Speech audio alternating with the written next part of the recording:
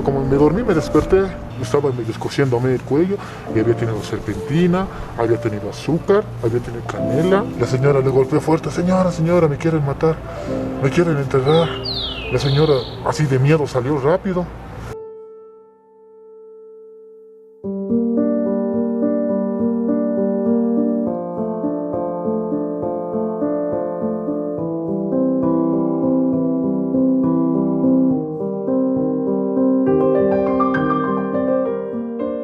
Hola a todos, yo soy Caplex y este video va a tratar de un tema muy serio: los sacrificios. En Bolivia existe una mezcla de culturas andinas ancestrales, las cuales tienen algo en común: las ofrendas a la madre tierra. Particularmente en la cultura aymara existen sacrificios, ofrendas a la madre tierra, a la Pachamama, donde las ofrendas pueden llegar a ser animales, verduras, frutas y en un extremo caso seres humanos. Hace poco una persona me contactó por Facebook diciéndome que había sido parte de un ritual donde lo querían enterrar vivo en una construcción. ¿Dónde me voy a encontrar con esa persona y nos contará la historia de cómo fue sacrificada, pero logró sobrevivir y estar vivo para contar todo eso? Bien, he quedado en verme con esa persona en la Ceja del Alto, específicamente en el puente del arquitecto, que es este.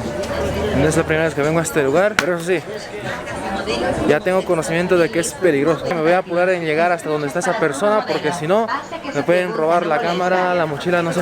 Bueno, es que me lo van a robar de tal, si no, hay que estar siempre atento. Espero que no sea ninguna trampa, no sea un intento de secuestro, porque fácilmente puede ser eso. Aún así, bueno, con suerte pudimos dar con la persona que me contactó y lo tenemos al lado. Hola, ¿cómo están? Mi nombre es René Huanca. Y pues esta historia es una experiencia que no fue fácil de asimilar ni fácil de superar, ¿no? Créanme que no quisiera que le pase esto a nadie, y menos a los jóvenes. Es un poquito difícil de conllevar.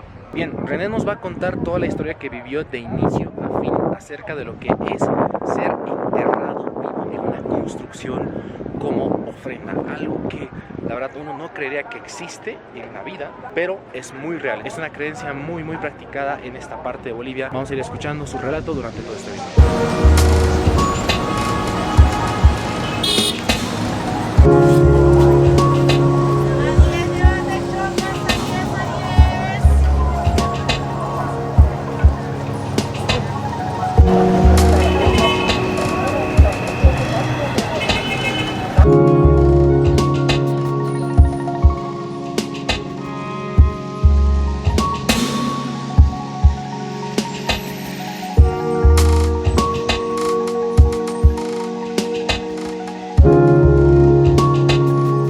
Bien, René, cuéntanos cuántos años tienes y dónde naciste, dónde creciste. Tengo 30 años, estoy casado, bueno, se podría decir juntado, y pues la verdad, también estoy en el colegio de Quisguaras, ¿no? Bueno, yo soy de la zona de Quisguaras, no por temas de seguridad, pero soy de ahí.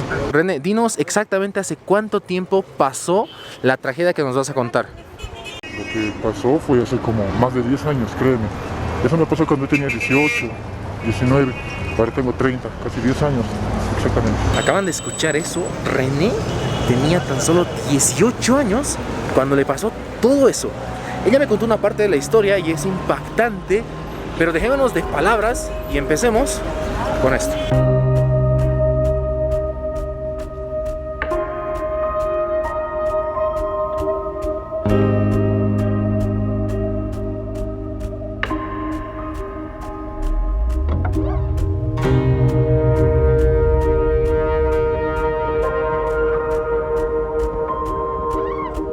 Yo soy de una familia no muy unida, ¿no? Bueno, excepto mi madre.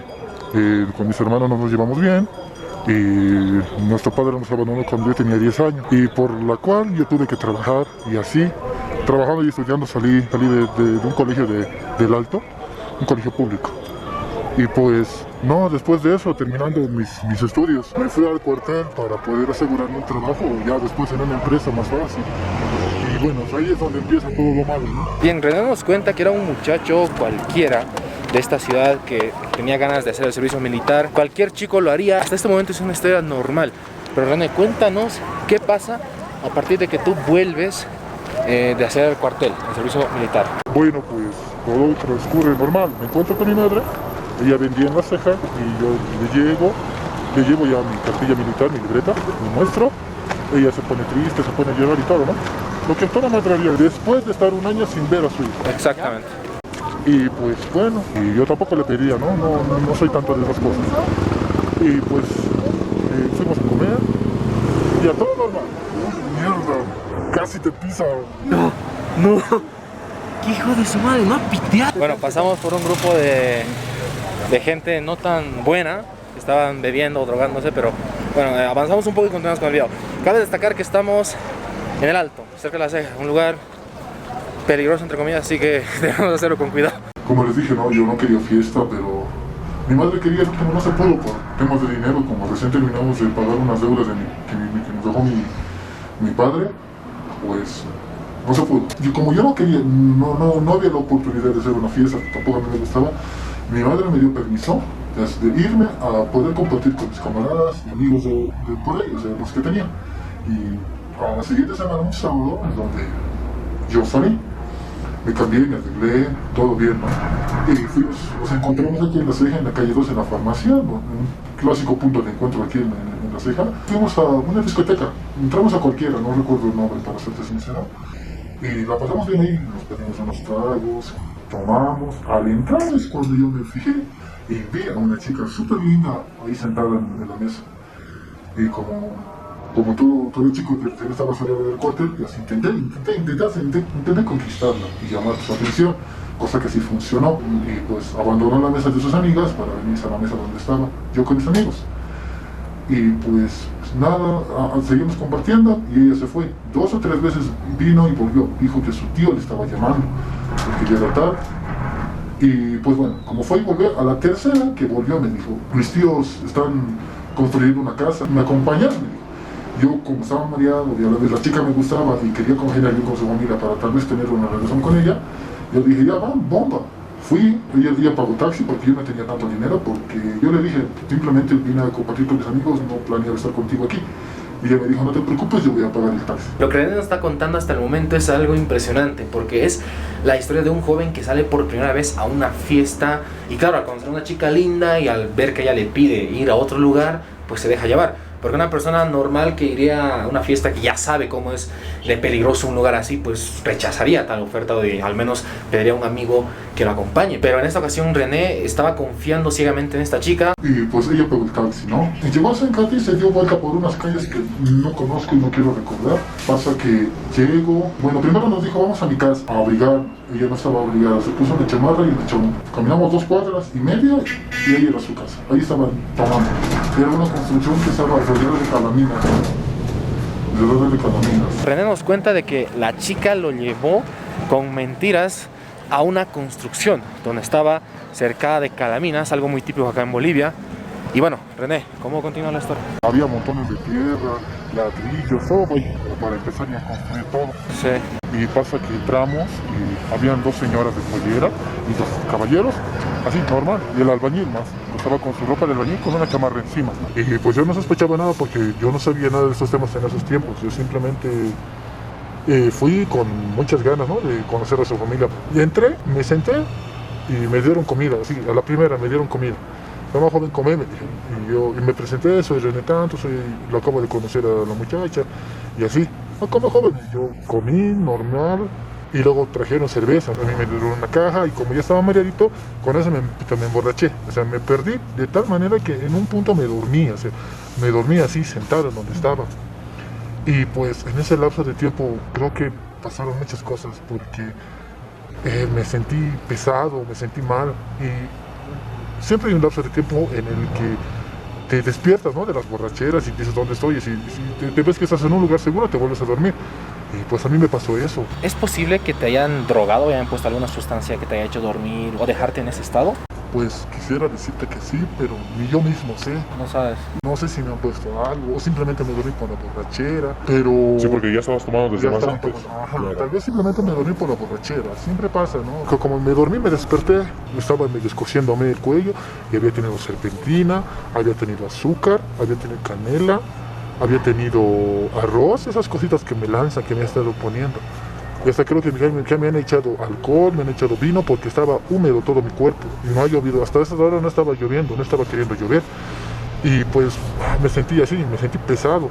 No podía moverme, pero sí les veía, sí abrí mis ojos. Vi al frente, así, a un yatiri con su poncho y haciendo una coa, creo que se llama, haciendo una mesa. Y vi a las señoras al lado derecho, a los hombres al lado izquierdo y al albañil atrás mío, o sea, en mi cabecera. El yatiri estaba hablando en aymara, no le entendía nada de lo que decía, pero estaba hablando en aymara. Y dentro de mí, puta, ¿qué hago? ¿Qué hago? No podía, estaba esforzándome por querer levantarme, pero la borrachera me estaba ganando. Y empezó a llover, justo ahí empezó a llover, así. Empezó a llover. Y como era una casa en construcción, y tenían máquinas. Y el albañil dijo, hay que tapar las máquinas, se van a mojar. Y fueron el caballero y los dos caballeros y el albañil fueron a tapar sus máquinas. Y creo que no encontraron una lona les faltaba. La muchacha con las dos señoras de pollera han ido a buscar esa lona.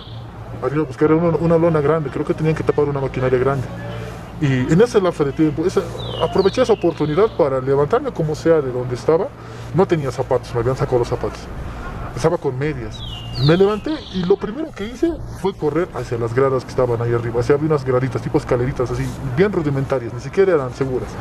No sé cómo subí estando ebrio, subí. Y una vez llegué arriba, no sabía qué hacer porque era un piso alto. No sabía qué hacer, no había cómo bajar. Y justo recordé al llegar que había un sector donde había una arena, habían vaciado arena. Como habían vaciado arena, busqué ese sector, busqué ese lugar, encontré. Tomé un impulso muy grande porque las señoras estaban subiendo para agarrarme.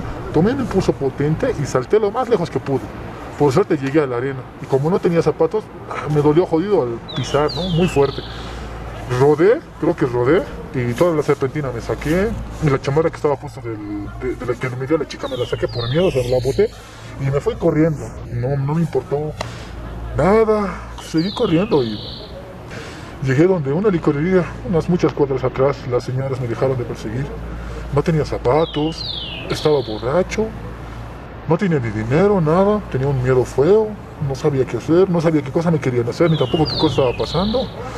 Llegué a la licorería y la señora de la licorería me abrió. Y yo le dije, me quieren matar, me quieren hacer algo, no sabía qué. Y la señora, ya joven, entra. O sea, como que ya sabía, creo, o sospechaba. Me hizo sentar, yo no tenía zapatos, mis pies estaban llenos de barro y creo que tenía algunas heridas más. Y me explicó, le dije, señora, esto me ha querido hacer, ¿qué hago? Y ella me dijo, cálmate joven, cálmate. Por suerte te has escapado, te iban a enterrar vivo porque esa sí es la tradición de ellos. Yo conozco a esa familia, es bien creyente, ¿no? Eso es un suyo, te iban a enterrar vivo joven. Quédate aquí, no salgas. Yo voy a salir afuera a dar una vuelta, pero quédate aquí. Confío en ti, joven, no me vas a robar. No señora, le he dicho yo así, entre lágrimas. No señora, aquí me voy a quedar así. Y ya, me dejó encerrado. Si me dejó encerrado, salió, tardó unos 10 minutos, luego regresó. Sí, joven, te están buscando, me dicho. Siguen caminando por aquí. Yo conozco a esa familia. Y yo, ay, qué miedo, no sabía qué hacer. La señora me dijo, cálmate, joven, ven, toma. Me ha dado un matecito que había preparado, teniendo un termo matecito, eso me ha invitado. Y me explicó todo lo que ahí pasaba. Y yo no sabía qué hacer. Tenía miedo. Tenía mucho miedo. Y tenía 18 años, recién saliendo del cuartel y enterarme de esas cosas. La señora creo que sintió pena por mí y me dijo que mejor esperar hasta que se haga hora. Y esperé hasta las 8 de la mañana. Y la señora me dice, tan buena, creo que era alguien que me ayudó bastante, ¿no? Si la pudiera encontrar, le agradecería mucho. Me dijo, joven, toma, me ha dado 10 bolivianos y me ha dado unos tenis viejitos, así para ponerme ese ratito. Toma, joven, eso nomás te puedo ayudar, pero no vuelvas a esta zona, me dijo, no vuelvas más a este lugar, no vuelvas, no quiero volverte a ver acá. Vuelves, puede ser peligroso, me dice, no vuelvas. Yo estaba muy agradecido con la señora. Le dije que no voy a volver, pero estoy muy agradecido con esa señora. No sé su nombre, tampoco le pregunté al entrar. Después me limpió la señora, me dio un bañadorcito con agua, me limpié las manos, la cara. La señora me dijo, andate, codé, no vuelvas más a esa zona. Yo, con los 10 pesos que me dio la señora, agarré, me fui corriendo hasta la avenida, llegué hasta una avenida, no sé, creo que era una carretera. Y le dije a las señoras que vendían refresquitos ahí, ¿cómo voy a La Ceja? Le dije a la señora. Joven, aquí vas a esperar, hay autos que te cobran 5 pesos. Ay, ¿dónde miércoles me habré metido? No sé. Y Ya tomé un auto, el chofer no me quiso subir porque estaba muy sucio. En el segundo auto ya le expliqué que me han querido hacer esto, me han querido matar. Ay, joven, el chofer adelante me ha subido.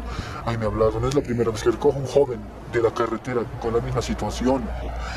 Hay varias veces, al mes, como 2 o 3 veces, siempre recogemos un joven así. En el sindicato hablamos, por suerte joven que ha salvado y otros jóvenes que no regresan. ¿Recuerdas exactamente en qué mes del año fue o la fecha, algo similar? Era por febrero, como volví del cuartel, ¿no? En febrero, y al que averiguó en febrero siempre es un mes especial para estas cosas, como es a las citas carnavales. Creo que es un mes muy especial. Fue por estas fechas casi. Y después supongo que le contaste todo esto a tu mamá. ¿Qué dijo ella? No fuimos a ningún retiro después, simplemente mi madre dijo, le dejaremos a Dios, Dios se va a encargar. Y hasta ahorita no me pasa nada, pero créeme que no le deseo esa experiencia a nadie. Es horrible, muy feo. El que te despiertes y estén a punto de enterrarte vivo en una construcción. Es horrible. No quisiera que a nadie le pase esto, por eso no vivan con gente extraña. No se dejen llevar por la belleza de una mujer. Uno nunca sabe lo que puede pasar. ¿Al menos recuerdas algo de la ubicación donde te pasó todo esto? ¿O es que no sabes nada? Lo único que te puedo decir es que pasé por Sencata. O sea, la planta de Sencata, ahí queda en mi memoria. Pasando eso, no recuerdo más. Porque el taxi se fue en sus calles y yo salí por otras calles. ¿Tú ya volviste a ir a la discoteca donde te encontraste a la chica, la volviste a ver? ¿No tuviste esa curiosidad en saber de esa chica y decir, mira, capaz está haciendo lo mismo con otros jovencitos inocentes? Pues no, como me dijo la misma señora me dijo, no vuelvas, o sea, ni siquiera te aparezcas en este lugar porque es peligroso esa familia. Por miedo a eso ya no fui más, ya no quise saber más de tomar ni nada. Hasta ahora, créeme, hasta ahora. ¿Han pasado más de 10 años? Han pasado más de 10 años y cada vez que voy a que quiero ir a una fiesta, que quiero tomar, vienen a mi mente esos recuerdos. Y no, ya no quiero, no, por eso dejé ya el alcohol, todas esas cosas a un lado después de eso. ¿Tú crees que a día de hoy esto se siga haciendo, esta práctica tan inhumana, se siga practicando? Sí, te aseguro que sí se sigue realizando. No creo que no. Hay mucho dinero de por medio. Eso sí. Wow, es que es muy fuerte esto. Es como que la gente no tiene sentimientos, son más de ir a las creencias y simplemente sacrifica vidas humanas de gente que tiene familia, amigos. Uf, es muy fuerte todo esto. Estas cosas no solamente pasan en el Alto, pasan en cualquier lugar donde la gente tenga esas creencias. Y pues bueno, cuídense muchachos, no quiero que les pase nada de esas cosas. Tal vez el siguiente podría ser tú. Bueno, adiós.